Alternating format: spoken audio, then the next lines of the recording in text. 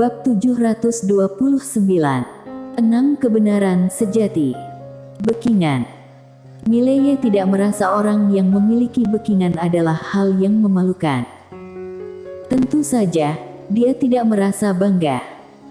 Karena, bagaimanapun juga harus mengandalkan diri sendiri. Akan tetapi, ada waktunya ingin menakuti orang juga ada gunanya. Gadis itu melihat Mileye dan tidak berkata apapun. Wanita bergaun polos. Hanya satu orang ini sudah bisa menyelesaikan semua masalah. Sebenarnya, di dunia 4 dimensi ini hanya mereka beberapa aturan Tao dan menara penjara alam yang mengetahui seberapa menakutkannya wanita bergaun polos. Karena hanya mereka yang pernah bertarung dengan wanita bergaun polos. Kehebatannya bisa membuat semua orang putus asa. Pada saat ini, Mileye mendadak berkata, "Nona, aku juga merasa kaget menara ini bisa memilihku. Tapi, dia sudah memilihku dan menganggapku sebagai tuannya. Kalau begitu aku tidak akan mengelaknya, lagi pula juga tidak bisa kabur. Tetap kata-kata tadi, kalau kalian mau membantuku, aku pasti akan dengan atas nama pemilik menara memberikan kalian kebebasan." Gadis itu melihat Mileye, "Kalau kamu benaran bisa mengendalikan menara ini, mengendalikan seluruh aturan Tao yang ada di dalam menara ini, maka kamu tidak mungkin bisa memberikan kami kebebasan." Mileye menatap gadis itu, "Nona Jasmine mempercayaiku, Ayu mempercayaiku." Gadis itu hanya diam saja. Mileye juga tidak berbicara lagi. Dia mengambil pot teh lalu menuangkan 1 gelas teh untuknya. Saat meneguk teh ini, aroma segar langsung tercium di hidungnya. "Ayo masuk ke menara," ujar gadis itu. Mileye menganggukkan kepalanya. Mereka berdua masuk ke dalam menara penjara alam. Lin Siye muncul di depan Mileye dan gadis itu. Lin Siye melihat gadis itu sekilas dengan tatapan waspada. "Kenapa tidak menanam pohon spiritual?" tanya Mileye sambil tersenyum. Lin Siye melambaikan tangannya, lalu sebuah tungku pil raksasa muncul di depan Mileye. Api masih membara di dalam tungku pil itu. "Tungku pil." Mileye tercengang, lalu bertanya, "Kamu sedang latihan membuat pil?" Lin Siye menganggukkan kepalanya, lalu mengeluarkan sebuah kitab. Mileye melihat sekilas, lalu terlihat 2 kata besar, "Kitab Pil." Mileye menatap Lin Siye, "Kamu dapat dari mana?" Lin Siye mengedipkan mata dan tidak berbicara. "Kamu dapat dari mana?" tanya Mileye dengan tegas. Lin Siye tersenyum lalu menunjuk arah atas. "Lantai ke-6, tanya Mileye. Lin Siye menggeleng kepalanya. Ekspresi wajah Mileye langsung berubah, "Lantai ke-8. Lin Siye menganggukkan kepalanya. "Lantai ke-8. Mileye langsung bercucuran keringat dingin, sosok di lantai ke-8 sudah bangkit. Lin Siye menganggukkan kepalanya, lalu mengeluarkan 1 kitab kuno lagi yang tertulis 2 huruf besar, "Kitab Racun." "Kitab Racun." Mileye langsung terkejut, lalu menatap gadis yang ada di sampingnya. Sosok di lantai ke-8 adalah Master Obat. Gadis itu menggelengkan kepalanya, lebih menakutkan 10 kali lipat dari Master Obat. Setelah itu, dia menatap ke arah Lin Siye, "Kamu bisa berhubungan dengannya." Lin Siye mengedipkan matanya dan tidak berbicara. Mileye terdiam, bocah kecil ini pasti melakukan hal yang jahat. Pada saat ini, gadis itu mendadak berkata, "Ayo, pergi ke lantai ke-6. Usai berkata, dia bersama dengan Mileye menghilang dari tempat semula. Di lantai pertama, Lin Siye mulai mencari pil obat yang dia butuhkan. Dia melihat buku sambil meletakkan bahan-bahan. Beberapa saat kemudian tungku pemurnian obat langsung mendidih. Di pintu masuk lantai ke-6, gadis itu membawa Mileye masuk ke dalam. Pada saat ini, ada kekuatan tak berwujud yang menahan di depan Mileye. Mileye tercengang lalu berkata, "Senior." Tidak ada yang merespons. "Tunggu sebentar," ujar gadis itu. Usai berkata, dia masuk ke dalam duluan. Gadis itu melihat ke sudut ruangan dan diam. Beberapa saat kemudian, menggema satu suara, "Tak kusangka masih bisa berjumpa dengan teman lama. Dengan kekuatanmu, tidak seharusnya akan seperti ini," ujar gadis itu dengan suara kecil. "Ingin mendapatkan sesuatu, tentu saja harus ada pengorbanan," ujar Raja Iblis. "Kenapa?" Gadis itu menatap ke sudut ruangan. "Apakah kamu pernah mencintai seseorang?" tanya Raja Iblis. "Aku adalah aturan Tao," jawab gadis itu dengan muka datar. "Semua makhluk ada kesadarannya.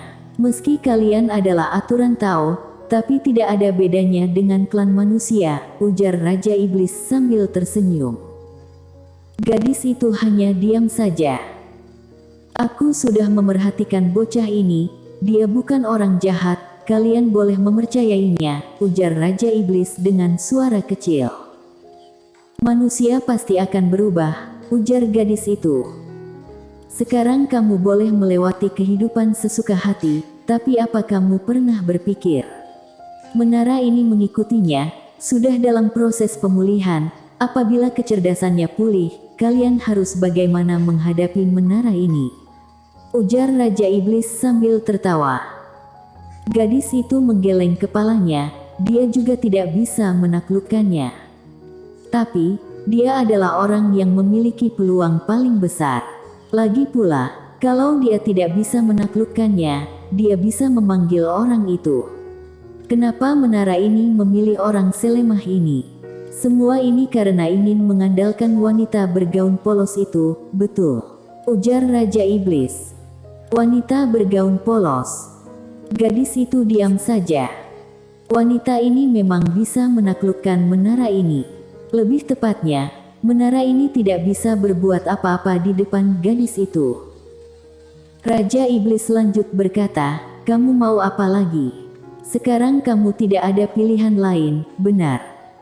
Gadis itu menatap ke arah Raja Iblis, "Kamu tidak membenciku?" Raja Iblis tertawa, "Kenapa membencimu? Kalau mau benci, aku benci kenapa aku begitu lemah. Kalau aku memiliki kekuatan seperti wanita bergaun polos, mana mungkin bisa terkurung di sini?" Gadis itu terdiam sejenak dan lanjut berkata, "Apa rencanamu ke depan?" "Memangnya bisa ada rencana apa lagi?" ujar Raja Iblis. Gadis itu melirik Raja Iblis sekilas lalu berkata, "Cinta memang mencelakai orang." Usai berkata, dia berbalik badan pergi. Di gerbang masuk, Mileye menoleh ke arah gadis itu, "Senior." "Pergilah," ujar wanita itu. Mileye masuk ke dalam, "Senior Raja Iblis, kamu sudah bangun?" "Iya, sudah bangun," ujar Raja Iblis. Mileye tersenyum, "Senior, apakah kamu mau membantuku?" Raja Iblis tertawa, "Hei pemuda, apa kamu ingin mempelajari teknik iblis yang hebat?" "Hebat? Teknik iblis apa?" tanya Mileye. Raja Iblis menjawab, "2 jam kemudian aku akan mencarimu." Mileye langsung menganggukkan kepalanya, "Baik." Mileye dan gadis itu kembali ke tingkat 1. Dia menatap ke arah gadis itu, "Senior." Gadis itu mendadak berkata, "Quen Lian, namaku."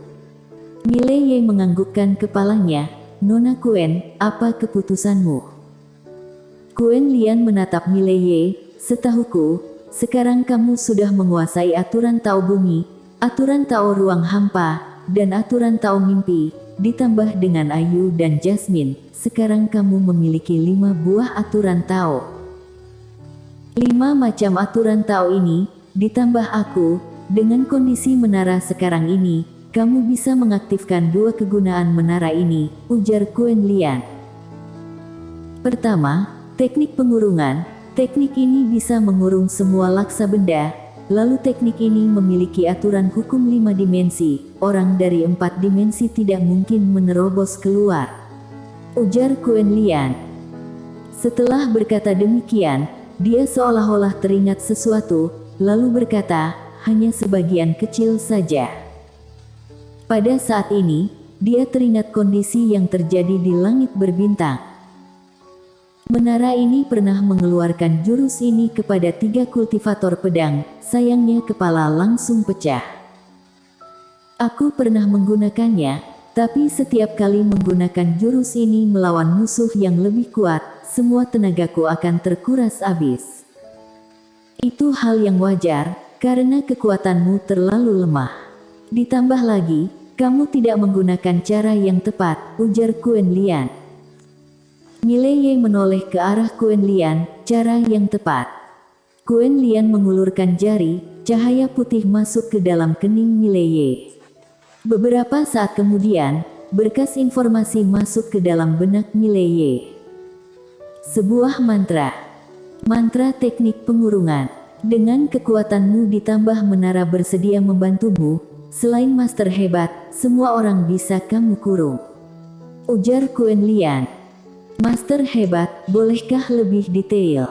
Seperti, aku bisa mengurung master tingkatan alam apa? Ujar Mileye. Aku tidak tahu. Nanti kamu akan mengetahuinya pada saat berjumpa dengan musuh kuat. Quen Lian menggelengkan kepalanya. Mileye terdiam. Quen Lian lanjut berkata, akan tetapi, sekali menggunakan teknik pengurungan ini, akan menguras banyak tenaga. Kamu harus hemat-hemat. Mileye menganggukkan kepalanya, mengerti. Nona Quen Lian, bolehkah kamu mengatakan kegunaan kedua? Ikuti aku, ujar Quen Lian. Usai berkata, dia membawa Mileye keluar dari menara. Di luar menara, dia menatap ke arah atas menara, ada 2 bait puisi di sananya.